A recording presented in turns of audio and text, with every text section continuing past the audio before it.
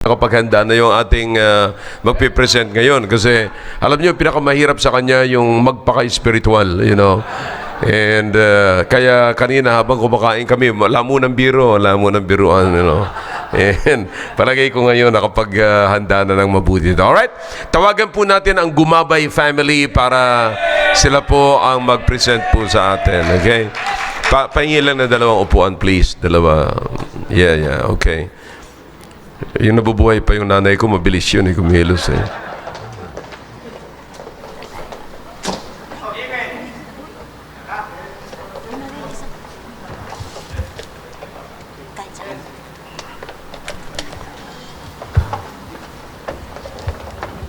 Baka makaupo ka sa walang upuan.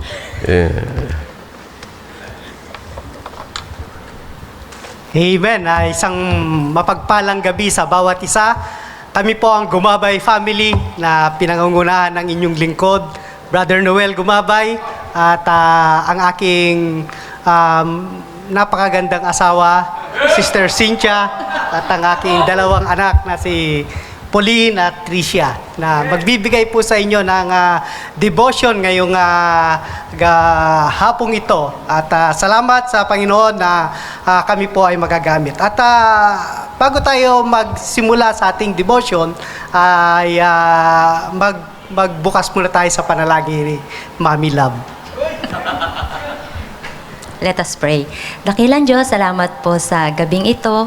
Nawa ay pangunahan niyo po kami. May your Holy Spirit, Lord, ay magdwell sa amin habang gagamitin niyo po kami for illustration, Panginoon, ng pagkakaroon ng family devotion.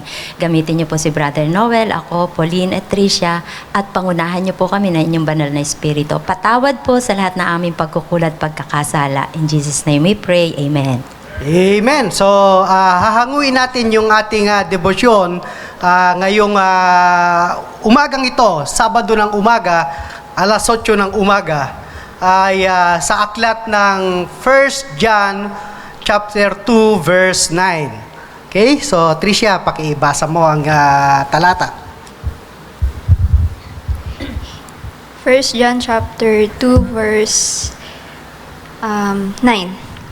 He that saith he is in the light and hateth his brother is in darkness even until now. Amen. So, mahal kong asawa at mga anak ko, ang aklat ng 1 John ay isinulat ni Juan.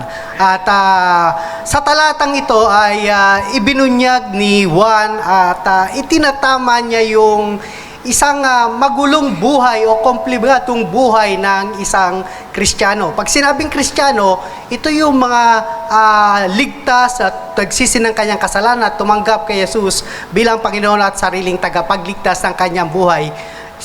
Sila yung mga tagasunod ni Kristo. So, mapapansin natin dito sa unang tatlong salita na He that saith. Okay? Tapos, ang sumunod na dalawang magkakontrang pahayag.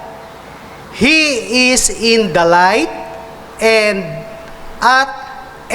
hated his brother. At ang nakakatakot na katotohanan ng pagtutuwid ay is in darkness until now. Maraming beses na binanggit dito ni John ang pabago-bago ng Kristyanismo sa talatang ito. Na mababasa sa mga talatang ito. Dito sa 1 John 1:6 verse 8, 1 John chapter 1 verse 6, tapos 8:10, tapos sa 1 John chapter 2 verse 4 at chapter 4 verse 20. Pauline, pakibasa mo. 1 John chapter 1 verse 6, 8 and 10.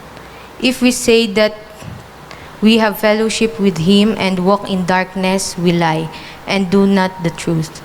Verse 8, if we say that we have no sin, we deceive ourselves and the truth is not in us. Verse 10, If we say that we have not sinned, we make him a liar, and his word is not in us. Then 1 John 2, 1 John 4:20.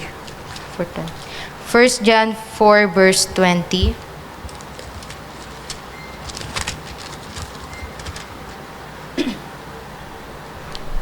If a man say, I love God, and hateth his brother, he is a liar. For he that loveth not his brother, whom he hath seen, how he love God, whom he not seen.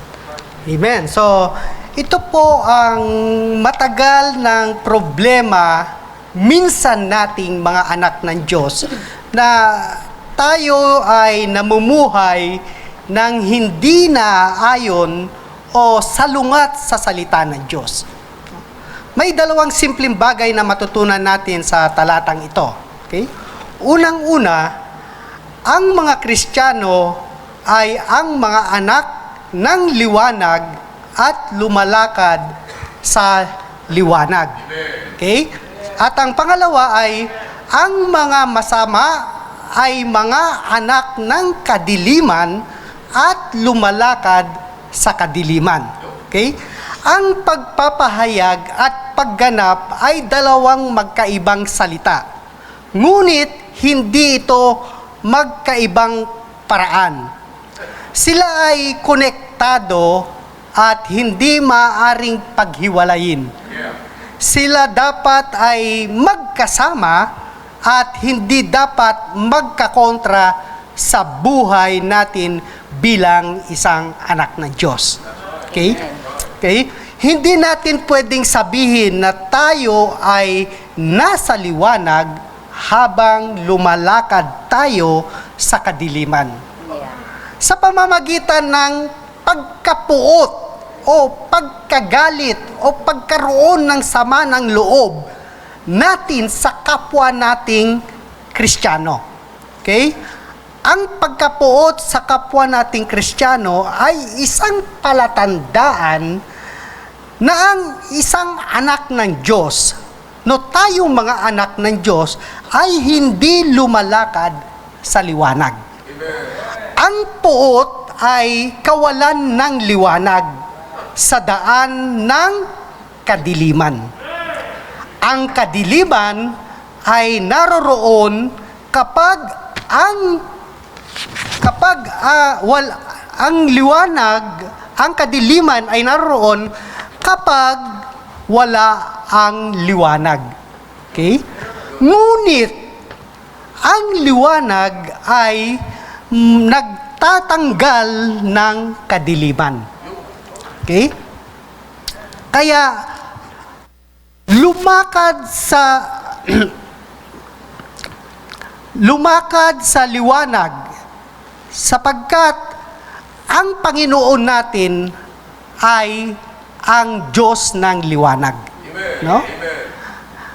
Upang meron tayong magandang samahan bilang mga anak ng Diyos. No? Ang kawalan ng pag-ibig ay naroroon ang presensya ng puot. Dahil ang Diyos natin ay Diyos ng pag-ibig, kung sinasabi natin na tayo ay mga anak ng Diyos at sumusunod, tagasunod ni Kristo, dapat ang puot ay hindi dapat magkaroon ng puwang sa ating buhay. Dahil ang puot ang siyang naghahadlang ng maayos at magandang relasyon natin sa Diyos. Ang puot o pagkagalit natin sa kapwa natin ang humahadlang sa mga pagpapala natin na matatanggap natin sa Diyos. Amen. Dahil nga, minsan nananaig yung puot sa ating puso ay nagkakaroon ng pagkahiwa-hiwalay ang bawat anak ng Diyos. No? So, ngayon, bilang isang anak ng Diyos, of course, hindi naman pwede na hindi tayo magagalit. Ako ay laging galit. Ngunit, ang napakaganda rito ay hindi ko pinahihintulutan sa aking buhay bilang isang anak ng Diyos na manatili sa akin yung galit. Normal sa tao ang magalit. Ngunit wag natin pananaigin yung galit sa ating puso. Kaya bilang isang mga anak, no? Nakikita nyo naman na nag-aaway kami, minsan hindi maayos na relasyon kami ni Mami Love. Siyempre, dahil lamang kapahayagan lang yan ng galit. Ngunit, hindi naman nananatili yung galit. No? Tulad ninyo, mga anak ko, siyempre, minsan nagagalit kayo sa akin dahil meron akong bagay na nais ituwid sa inyo, ngunit hindi nyo nagugustuhan, minsan nagagalit kayo sa akin. Pero hindi tama na panatiliin nyo yung galit sa inyong puso. No? So, Mami Love, meron ka bang, siyempre, Hindi tayo exempted na gumawa, magalit. Tao lang tayo may emosyon tayo. Yun din naman din ang sabi ng Bible, be ye angry and sin not. Ano ba ibig sabihin no? Nakagawa tayo ng kasalanan. Huwag nating idil yung kapwa natin doon sa kasalanan niya. Kundi, andoon siya. Halimbawa, si ate mo, merong times na hindi mo nagugustuhan yung gawin niya sa'yo, huwag mong kakagalitan si ate mo. Halimbawa, hindi mo nagustuhan yung sinabi ng ate mo o ginawa sa'yo, huwag mo siyang kagagalitan. Huwag yung ate, kundi yung kasalanan na ginawa niya sa'yo. Ngayon, kung ma-offend ka sa ate mo, kausapin mo siya kasi hindi niya alam na na-offend ka pala sa kanya o sumama yung loob mo sa kanya. Lapitan mo si ate, sabihin mo sa kanya, ate, hindi ko nagustuhan yung ginawa mo o yung sinabi mong yon. Likewise, ganun din sa amin ni Papa nyo. Huwag nyo kaming pagpaplanuhan ng mga bagay. May mga times kasi na nagpaplano kayo na halimbawa, napagalitan namin kayo. Kayong dalawa, nag-uusap kayo na meron kayong mga behind the scene na hindi ninyo pinaparating sa amin. Pero tandaan nyo, yung Amos 3:3, can two walk together except they agreed. Kung nag-usap kayong dalawa, ay parehas kayong nagkakasala nun. Ikaw bilang ate, inaasahan namin na sa'yo magmumula yung magandang respeto mo rin sa kapatid mo at sa'yo magmumula yung magandang magiging example sa'yo bilang kapatid na nakakatanda at bilang kapatid na mas nakababata. Iyon din, irespeto mo si ate, gawin mo rin yung part mo at kung may nagawa siya, pananagutan niya yun sa Panginoon. si Ate Pauline, baka may nais sasabihin bilang isang ate. Yun. Sabihin mo na, sino ba talaga? So yun, pag yung galit yung pinanatili natin sa, kunyari sa bahay natin, sa relasyon natin, parang nagmamanifest lang yun na wala tayong Diyos sa bahay natin. At wala tayong natututunan sa, kay pastor sa Bible. Naiiyak siya sa pagpapahayag. Si ate, si Tricia. Dalawa lang. Yung about dun sa devotion, maganda din yun kasi nakikita din naman namin sa inyong dalawa na kahit kunyari mag-away kayo ng umaga, pero mamaya-maya may kita namin si Papa na sinusuyo ka na gano'n. Yun yung nakikita namin sa inyo na good example din sa amin bilang magkapatid. Dahil yan sa salita ng Diyos. Kasi kung papairalanin lang natin yung tunay nating pagkatao bilang anak ng kadiliman noong araw na hindi pa tayo nakakakilala sa Diyos, ay talagang hindi nyo talaga magugustuhan.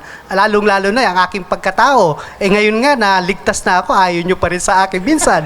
Di lalo na kung noon pa na nasa kadiliman ako, hindi nyo ako lalo magugustuhan. Kung kaya, dito, ipinapahayag din, tayo'y nagpapasalamat sa Diyos na meron siyang salita na siyang basihan ng ating maayos na pamumuhay bilang anak ng Diyos. Kasi kung hindi tayo susunod sa salita ng Diyos, hindi natin may experience yung kasiyahan ng tunay na pagiging anak ng Diyos. No? At pwede natin ma-enjoy yung buhay nating bilang isang Kristiyano sa pamamagitan ng pagsunod sa salita ng Diyos. Anong dapat natin gawin? Kapag meron tayong kinapupuutan, ay huwag nating pahintulutan na ayusin kaagad, kausapin. Ngayon, kung kinakailangan ng may mas magandang mag-advise, tumawag tayo ng mga maayos na Kristiyano, at andyan dyan yung ating mahal na pastor, na handa tayo laging magpaayos sa ating mga pagkakamali. Kasi kapag hindi natin tinanggap yung correction ng iba, o yung advice ng iba, yun na yung kapahamakan sa buhay natin bilang isang anak ng Diyos. At sasabihin natin na tayong minsan kapag nandoon na tayo sa kalagayan ng problema, yung pagsubok, sasabihin natin, impyernong buhay ito. Ngunit hindi naman dapat ganun ng magiging mararanasan natin kung tayo lamang ay susunod sa salita ng Diyos, at huwag nating panatataliin yung galit, sama ng loob sa ating kapwa Kristiyano. Yun, maraming salamat sa salita ng Diyos. At muli, napaalalahanan tayo ng salita ng Diyos ngayong umagang ito. Salamat at magwawakas na tayo sa panalangin. Dakilang Diyos, salamat Ama sa salita nyo na aming napag-aralan sa umagang ito. Pagpalain nyo po ito sa aming puso't isipan upang ito po ay may pamuhay namin at maging pagpapala po kami unang-una po sa inyo at sa mga kapwa naming mananampalataya. Salamat o Diyos, sa pangalan ni Jesus. Amen. Amen. Well, that's good. Amen. All right, that's good. Thank you, Brother Noel, Cynthia, Pauline, at Tricia. Amen. Good. Alam niyo, mga kapatid, totoo yan sinabi niya, binago na ng Panginoon. Talagang mula sa kadiliman, bagamat hindi binago ng Panginoon yung kulay, pero kulay kadiliman pa rin. Pero talagang binago ng Panginoon. Napakagandang pakinggan, ano ho? Napakinggan. Alam nyo, pag makita natin ganyan, may pamilya na naggaganyan, boy, I'm telling you, that's great. Kaya salamat sa Panginoon na meron po tayong programang ganyan. Ano po? Nakikinig pala si Nanay. Dapat si Nanay kasama rin pala sa devotion. Nay, ayan. Nanay po ni Brother Noel. Nakikinig po siya. Alright? Kaya salamat sa Panginoon.